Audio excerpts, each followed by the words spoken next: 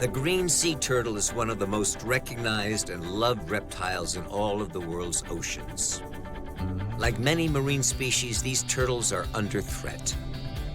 Poachers, pollution, and fishing nets are all factors that have placed this animal on the endangered species list. Annie, hi. Peter. Jennifer, great to see you. In this episode, Neil and the Ocean Vet crew will be working alongside the Bermuda Turtle Project, performing a number of unique procedures to monitor the health and population dynamics of Bermuda's juvenile green sea turtles. It's right there. Neil will also be working with the Bermuda Aquarium's Turtle Stranding Unit to recover, rehabilitate, and re-release injured turtles back into the wild. Finally, Neil and Choi will attach a satellite tracking tag to a larger, more mature green turtle in a bid to gather unique data which is vital to support the ongoing conservation and protection of this internationally loved species. Neil and his Ocean Vet team have been invited to assist the Bermuda Turtle Project by project leader Jennifer Gray, a lady who has dedicated most of her life to the study and conservation of green sea turtles. To close off the circle, so... She is supported by doctors Peter and Ann Malin, the project's scientific directors and veterans of the Bermuda Turtle Project. Peter! Hey, great to see you. Man? Annie, Great to have you out here today. Excellent, been a while. Jennifer, what are we going to be doing today? Catching lots of turtles, Neil. You guys ready? Can't wait. Excellent. So, who are all the participants here? Can we have a list of names quickly? Who's who? Start from here. This international mix of participants will assist with the capture of the turtles. This process is quite straightforward. A large, deep net is used to encircle an area of seagrass beds inhabited by the turtles. As the turtles try to escape, they swim into the soft netting. So these are all our course participants, and it's our job to get the turtles to the surface as soon as they enter the net. We're going to then bring them back to endurance and work them up. And hopefully one of them will be big enough that we'll be able to put a satellite tag on it. Right? Yeah. Satellite tag data, along with DNA and blood research, is enabling this project to build a visual web of migratory paths, populations, and breeding sites, helping to improve the worldwide conservation of this beautiful reptile. So we've got the turtle that swam into the net, brought it to the surface. Liana is disentangling it from the net, and I'm giving the hand signal to the boat so that they know we have one to be picked up. Choi Aming, Neil's right-hand man and series marine biologist, is on the capture boat with Jennifer Gray, collecting the retrieved turtles. Okay, so Neil is dead ahead, and he's got another turtle. And there's also about 4 or 5 others that some of the other participants have. So turtles everywhere. We're gonna get this guy in the boat as quick as possible. I'm not sure how many times we see this. I think it's only Ocean Vet, where one has wrapped around the other one. So this is definitely a boat disentanglement here. Yeah. Okay. So for every one of these guys, there should be 99 more in the ocean, and we've taken them out. So we've got to do everything we can to preserve all these green turtles, because this is the last of them. Retrieving these turtles is no easy task. Constantly untangling them, then holding them at the surface is challenging. These reptiles can weigh in excess of 20 kilos. So it requires quite a bit of teamwork to get these bigger turtles out of the net. But Choi, if you can grab it. Yeah. This actually may be a candidate for our satellite tag. It's quite a large turtle. So far, we've been out all of about 10 or 15 minutes, and we've got 9 turtles in the boat, and we still got a few more to grab. We've seen a few swimming around, darting in the sand, so good haul thus far, and we're probably only about halfway through. Even the smaller turtles can present a challenge. Having the capture boat close by ensures the welfare and safety of every turtle. All right, great, guys. This guy's a little too entangled for me, so I'm going to pass him up to you guys.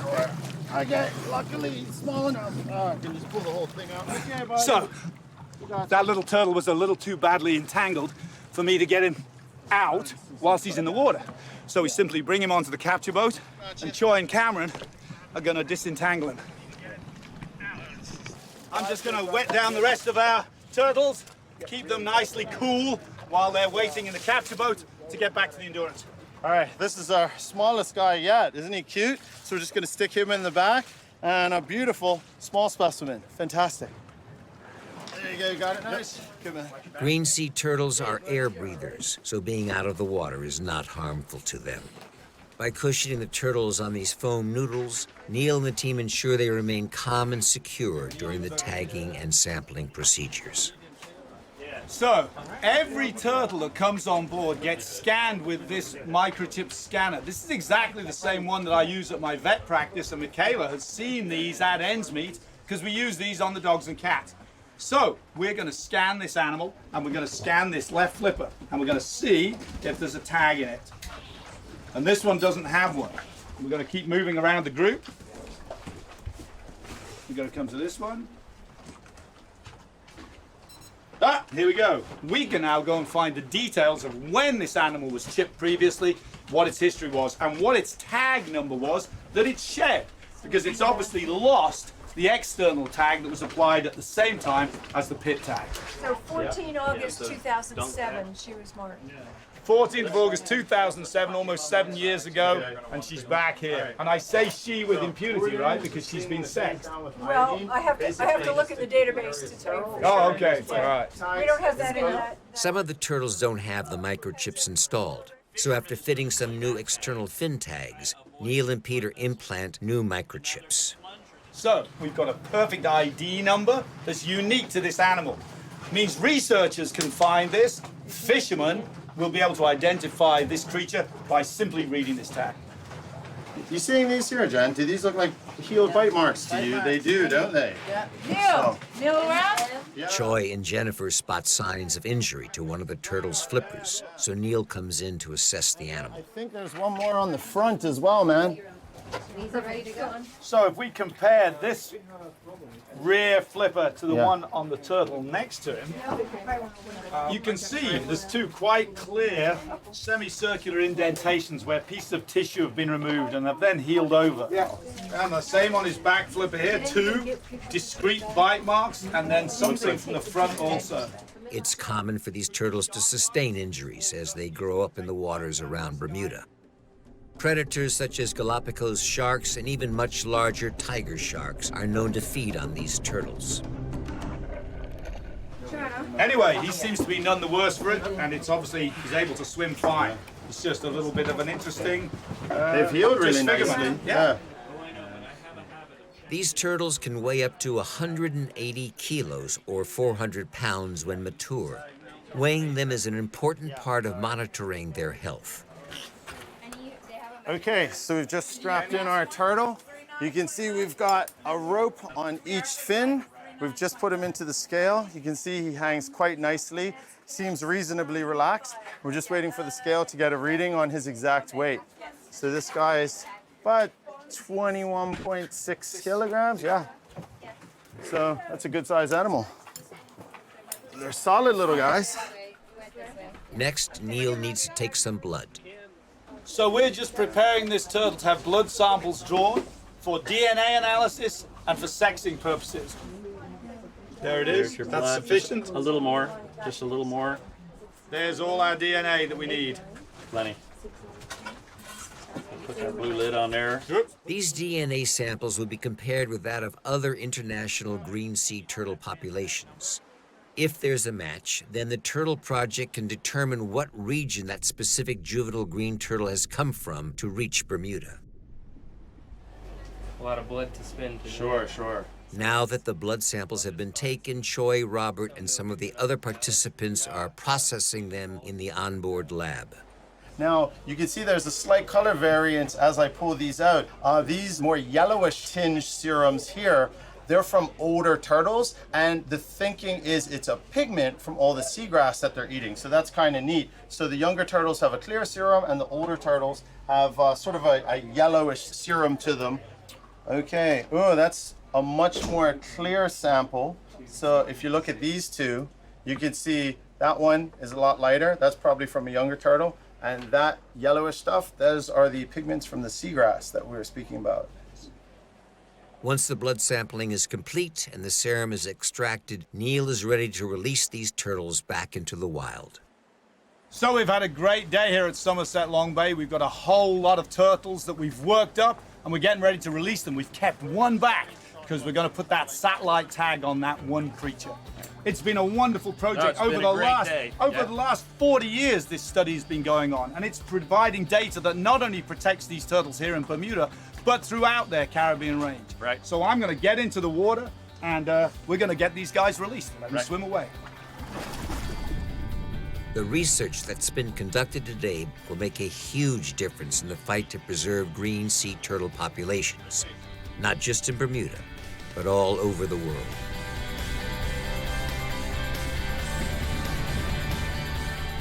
That was the last one. They're all gone. Good work. That was excellent. Great, yeah. That was really good. All the turtles got released. We collected a whole bunch of data. It was a fantastic day all around. Great success for Ocean Vet and the Bermuda Turtle Project. Thanks, Great job, guys. Awesome. There we go. It's like a nursery. The Turtle Project is not alone in its battle to save this species. Neil is assisting another project which helps ensure the survival of Bermuda's green sea turtles. This is the turtle exhibit at the Bermuda Aquarium Museum and Zoo. And these two girls were actually hatched here on the sand beach you can see behind me. There is also a wildlife rehabilitation center here at the aquarium where injured or sick turtles are brought for their recovery. The Bermuda Turtle Project works hard to ensure the health of green turtles in Bermuda, but sadly some are injured by the ingestion of plastic, ingestion of other toxins, or even being injured by boats. They're brought here, and when they're recovered, they're released back into the wild. So it's somewhere on this beach. Oh yeah, there it is. It's right there. Neil is working with Patrick from the Turtle Stranding Network. They said it was under the mangrove. They're responding to a call reporting a turtle that's been washed up on Gibbets Beach, not far from the aquarium. Cool. What's that? So, little green, right? Yep. Little green. Wow. All right, let me go get the tub, Looks all right? yeah, sure, man. All right, Patrick, you go get the tub and we'll get this guy back to the aquarium. All right, cool. Be right back. All right, let me just see. So the first thing we're going to do is assess for any type of external injuries on this animal, see if he's been hit by a boat, if he's got any prop damage. I'm going to just take him into the ocean. I'm going to carry him, I'm going to rinse him off. This is one of many thousands of immature green turtles who spend their time here as they're growing up.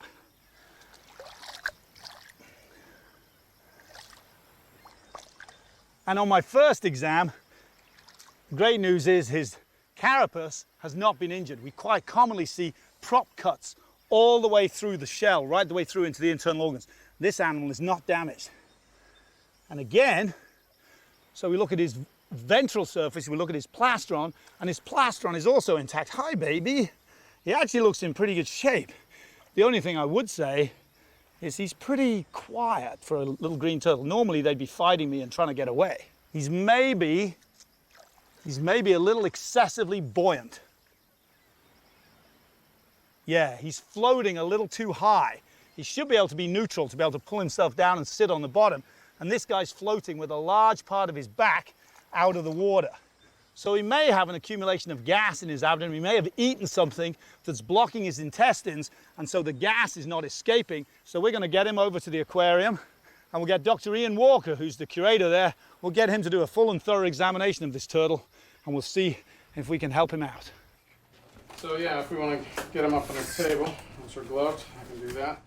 Dr. Ian Walker is chief curator at the Aquarium Museum and Zoo and has years of experience working with a myriad of different species, including turtles. If you could just hit that light for me.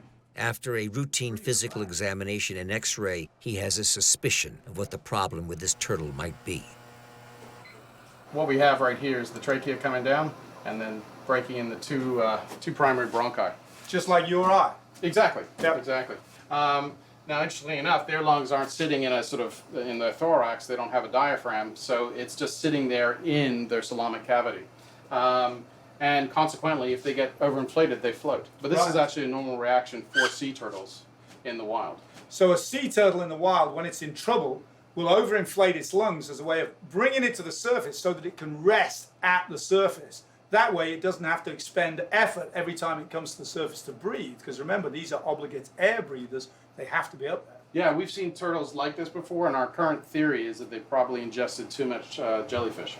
So some of the nematocysts, well, they're getting a lot of nematocysts, these are the stinging cells from the jellyfish, are in their intestines, constantly stinging them and constantly delivering venom into their system. A little bit, so we'll see. We're going to just slide that in gently, so we're sliding it into the cloaca. Dr. Walker decides to perform an enema on the turtle to see if he can gather a sample of the stinging cells.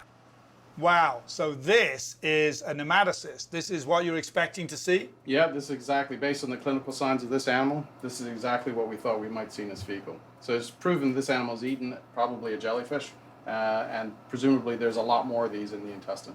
These nematocysts, when we look at them like this, we can see everything's coiled up inside them.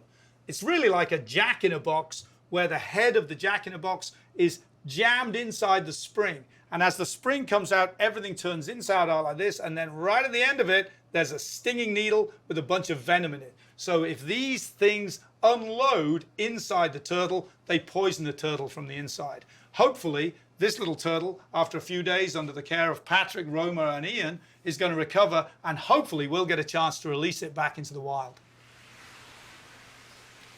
This little turtle will remain at the Bermuda Aquarium Museum and Zoo until it's fully recovered. Neil will return later to release it back into the wild.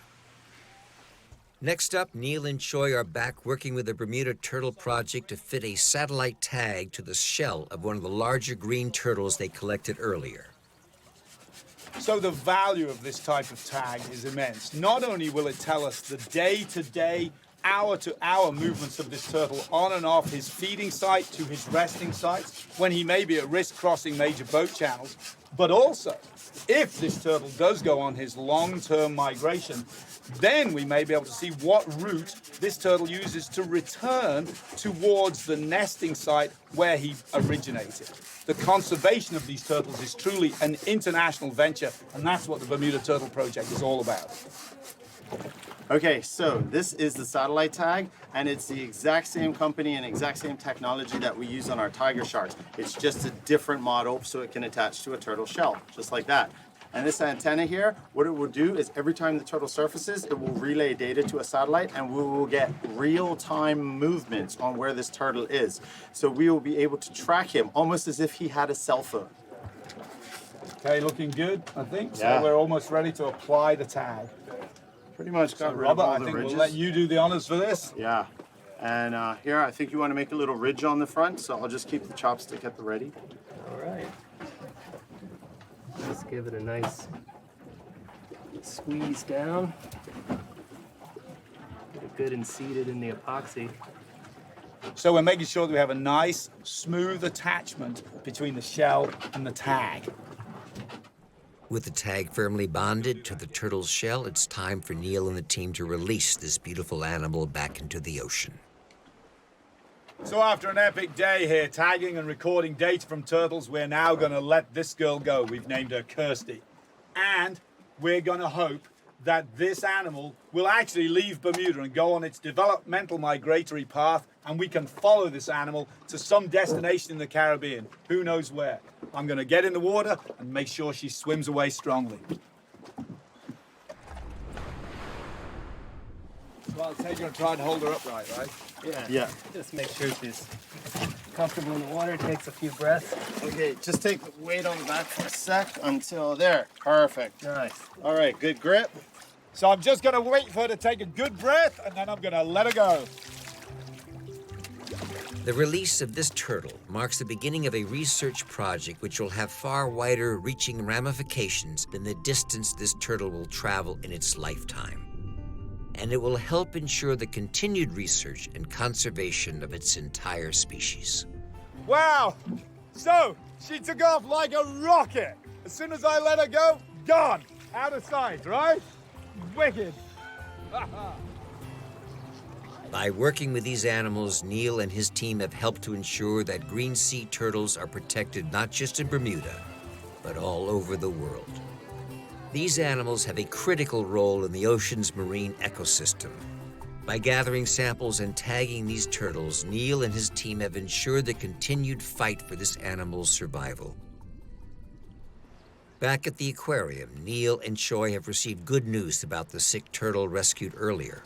So this is the little turtle that we brought into wildlife rehab a few days ago, and he's fully recovered from the ingestion of those poisonous jellyfish stinging cells.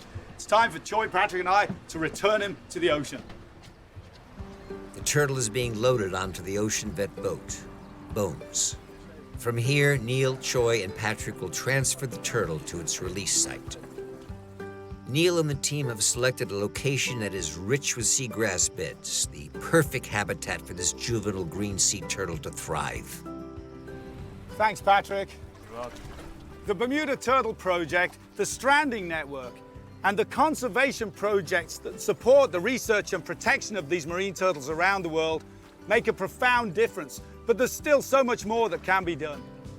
We wish this guy all the best. He has a tough road ahead as he continues on his epic journey. Good luck, little one. This little green sea turtle is once again free to roam the seagrass beds of Bermuda. It's thanks to the continued efforts from all the individuals featured in this program that the battle to get these turtles off the endangered species list may eventually be won.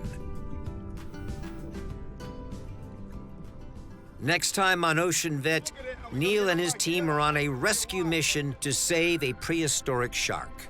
They'll have to utilize all of their skills and expertise if they are to save this animal and ensure it returns safely back into the deep.